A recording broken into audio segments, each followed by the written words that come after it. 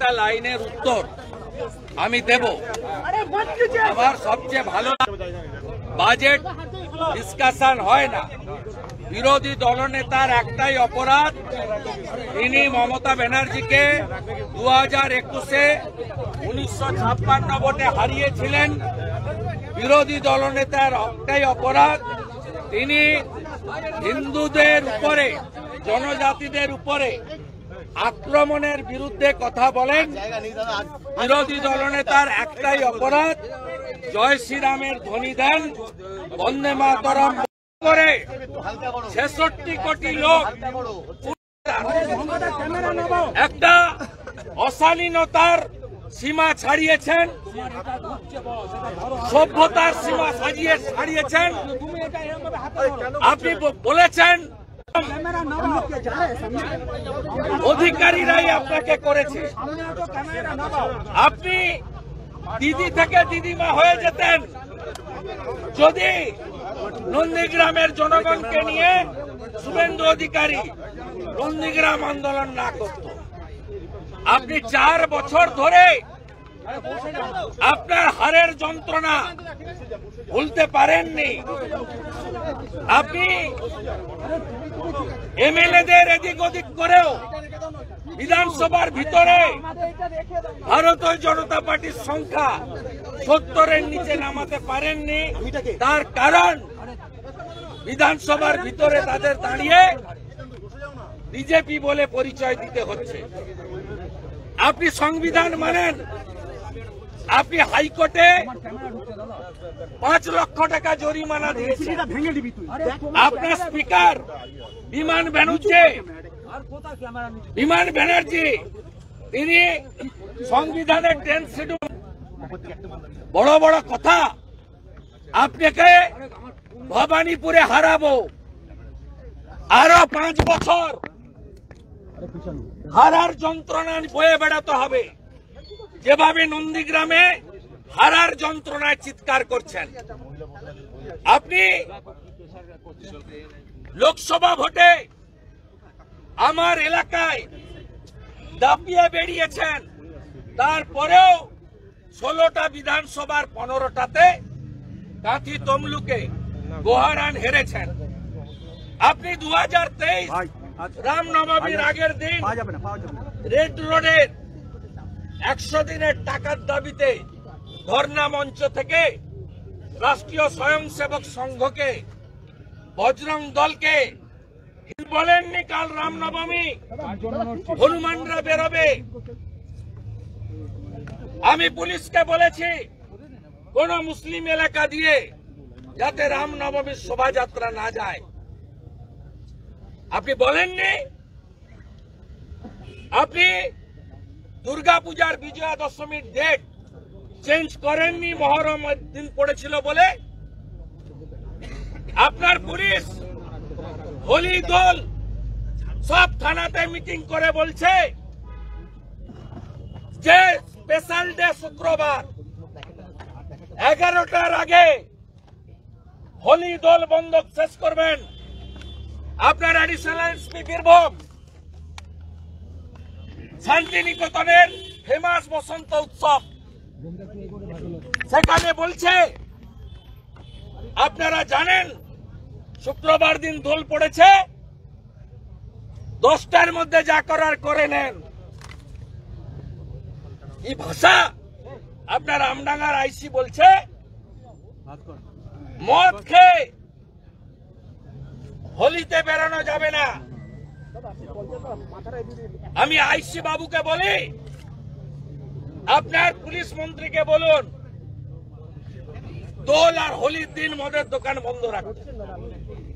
আপনি এই প্রথম 24 সালে অষ্টমীর দিন মদের দোকান খোলা রেখেছেন, যা ব্রিটিশরাও করে। ভারত জেতার পরে উলবেড়িয়াতে আতশবাজি ফাটানোর জন্য ভারতীয়দের উপর আক্রমণ হয়। আপনি সরাসরি এদের সমর্থন করেন, ছুটে চলে এসেছেন লাফিয়ে।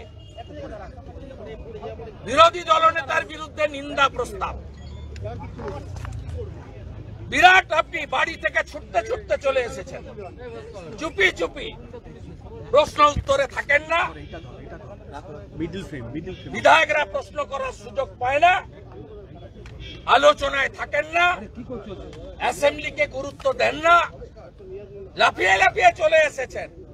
ভোট ব্যাংক বাঁচাতে হবে। বাংলায় 33% ভোট আছে, সলিড করতে হবে ভোট ব্যাংক। অনেক আজে বাজে কথা বলেছেন। আপনার অবস্থা অরবিন্দ কেজরিওয়ালের মতো হবে, আপনি নিশ্চিন্ত থাকুন। আসে না, শওকত মোল্লা ছুটে গিয়ে নরহরি মাহাতোকে মারে, সেদিন নিন্দা প্রস্তাব আসে না, কারণ মনোজ টিগ্গা আদিবাসী, নরহরি মাহাতো জঙ্গলমহলের কুর্মী সমাজের লোক। আপনার চরিত্র বিজেপি বিধায়করা দেখছে, সবাই জেনেছে। আপনার বিসর্জন হবে, বাংলার জনগণের জাগরণ, মমতার বিসর্জন, এটাই একমাত্র সমাধান। আপনি একথা বলছেন, কিন্তু রাজ্যের মুখ্যমন্ত্রী বলছেন তিনি ব্যানার্জি, তিনি হিন্দু। ও কংগ্রেস করতেও তৃণমূলে এসেছে, কংগ্রেসের কোনো ভবিষ্যৎ ছিল না, তৃণমূলকে ঘেটে দিয়ে বিজেপিতে গিয়েছে। আবার হয়তো অন্য কোনো দলে যাওয়ার ভবিষ্যতের রিকোয়েস্ট আসতে পারে, আবার তখন অন্য বাড়ি। আদর্শ এবং নেশার উপরে দাঁড়িয়ে করি। আমার পরিবারের লোক ব্রিটিশের জেলে ছিল, ও কোথায় ছিল? কে চেনে ওকে? ও জীবনে মুখ্যমন্ত্রী হতো না নন্দীগ্রাম না হলে। টাটাকে তাড়িয়েছে, জগদীপ ধনকরকে অপমান করা, প্রধানমন্ত্রীর সম্পর্কে কুরুচিকর কথাবার্তা বলা, হাইকোর্টে 5 লক্ষ টাকা জরিমানা দেওয়া, একটা আদ্যপান্ত চোর পরিবার, কালীঘাটের কাকু 73 বার একে তাড়াবো। আমার মা শ্রীমতী গায়ত্রী ভট্টাচার্য থেকে শুধু হিন্দু হওয়ার জন্য একটা পড়ে বাবার হাত ধরে কপর্দক শূন্য হয়ে এই বাংলায়, এই ভারতে এসেছিল। বদলা আমরা নেব, হিন্দুরা বদলা নেবে, মমতা ব্যানার্জি বুঝতে পারে। বিধানসভার ভিতরে কালো পোশাক পরে সেই মন্তব্যকে আপনি প্রত্যাহার করছেন। আজকে বিধানসভায় এই দাবি উঠেছে যে মন্তব্য প্রত্যাহার করতে হবে। আমার মন্তব্য আপনি পুরো ভিডিও চালিয়ে দেখবেন। আমি রেফারেন্স দিয়েছি শঙ্কর ঘোষ এবং মনোজ ওরাওকে মার্শাল দিয়ে ধাক্কা মারার প্রতিবাদ করেছি। আমি বিজেন্দ্র গুপ্তর রেফারেন্স দিয়েছি, যিনি বিজেপির একমাত্র এমএলএ ছিলেন 14 সালে।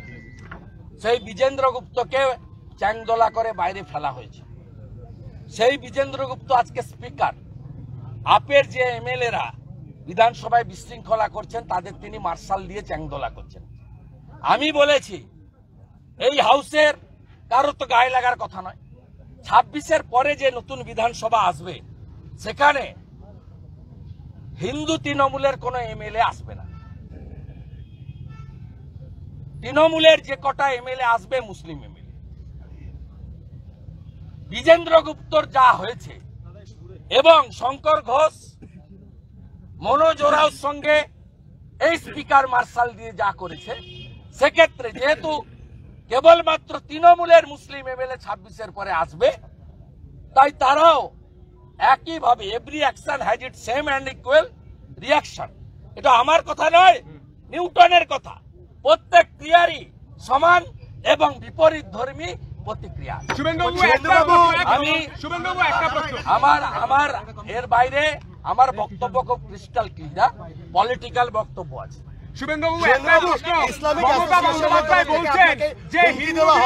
বিধানসভার ভেতরে কালো পোশাক পরে কোন একজন ব্যক্তি ভিডিও রেকর্ডিং করেন, অনেকে তো আশঙ্কা করছেন যে আপনার উপর খুনের চক্রান্ত হতে পারে, কারণ এই রাজ্যে আজাদ কাশ্মীর আগে তো হুমায়ুন কবির বলেছে 72 ঘন্টার মধ্যে যদি ক্ষমা না চাই, উনি উনার 42 জন মুসলিম এমএলএ কে নিয়ে আমার উপরে আক্রমণ করবেন। ঘরে করুন, রাস্তায় করুন, আমি তো এত দূর আমার সেন্ট্রাল ফোর্স থাকে, স্পিকার আটকেছে 21 সাল থেকে। আমি তো একাই ভিতরে যাতায়াত করি, আমার পিএসসি এরা থাকে, কলিগ এমএলএ দ্বারা দু একজন যখন দেখা হয় থাকে। দাদা আমি তো এক্ষুনি আপনাদের ছেড়ে যাব। আমি দেখুন এগুলো ভয় করি না। মমতা ব্যানার্জি নন্দীগ্রামে স্পটে যায়নি, আমরা সাজিয়ে গুছিয়ে দিতাম। বুদ্ধবাবু তো দয়ার শরীর, আমার সঙ্গে রাজ্য পুলিশ থাকে না, এলওপি হওয়া সত্ত্বেও ক্যাবিনেট র্যাঙ্ক। বুদ্ধবাবু মমতা ব্যানার্জির সঙ্গে জ্যোতিবাবু বুদ্ধবাবু 20 জন করে ডাইরেক্টর অফ সিকিউরিটির পুলিশ দিয়ে রেখেছে। ভিতরে যদি কিছু হয়, আমি যেদিন হাউস শুরু হয় সেদিনই আমার পিএ প্রদীপ চ্যাটার্জিকে দিয়ে সুকুমার রায়কে জানিয়েছি, যেদিন এই বাজেট সেশন শুরু হয়, যে ইনসাইড দ্য প্রিমিসেস একটা যদি কেশাগ্র স্পর্শ করে কেউ, রেসপন্সিবিলিটি গোজ টু বিমান ব্যানার্জি অ্যান্ড মমতা ব্যানার্জি। আমি ভয় পাই না, আমি এক্ষুনি একা হাঁটতে হাঁটতে যাব, সাহস থাকলে ছুঁয়ে দেখো। হিন্দুত্ব করতে গিয়ে হিন্দু মন্দির ভাঙছে, হিন্দু মূর্তি ভাঙছে, নওদার হিন্দু দোকান পোড়াচ্ছে, উলবেড়িয়ায় ক্লাব ভাঙছে, 1000 বার প্রতিবাদ বারে বারে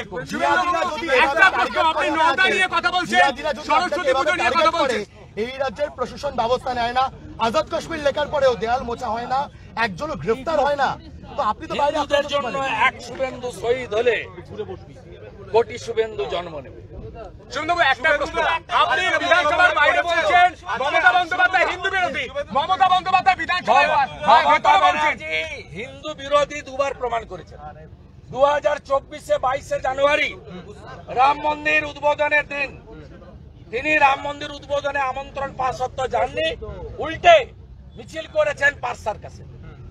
মমতা ব্যানার্জি 66 কোটি হিন্দু পুণ্য স্নান করেছেন, তাতে সব দলের লোক আছে। উনার দলের 50 জন এমএলএ স্নান করে এসছে, 3 জন এমপি স্নান করে এসছে। আপনি মৃত্যু কুম্ভ বলে নিজেকেই প্রমাণ করেছেন যে আমি হিন্দু বিরোধী। উনি বলছেন ফিরহাদ হাকিমকে বকেছি, ফিরহাদ হাকিমকে বকেছি, ওনাকে গোপনে বলেছি এই ধরনের কথা যেন আর না বলে। দাওয়াতে ইসলাম গোপনে বলেছি 50% লোককে উর্দু করতে কথা বলতো। গোপনে বললে কি আদৌ সেটা মানুষ জানতে পারছেন? গোপনে কি বলেছেন সেটা আদৌ মানুষ কি জানতে পারবে কোনোদিন? আজকে একটা লাইভ করে দিল না। শুভেন্দুদা, মুখ্যমন্ত্রী বলছেন কাকে ইডি সিবিআই ডাকবে এটা আপনি ঠিক করে দিচ্ছেন, এরপর আবার রাজ্য সভাপতি হওয়ার জন্য লড়াই করছেন। আপনি এটা গন্ড মূর্খ, এটা গন্ড মূর্খ জানে না বিজেপিতে এক ব্যক্তি এক পদ।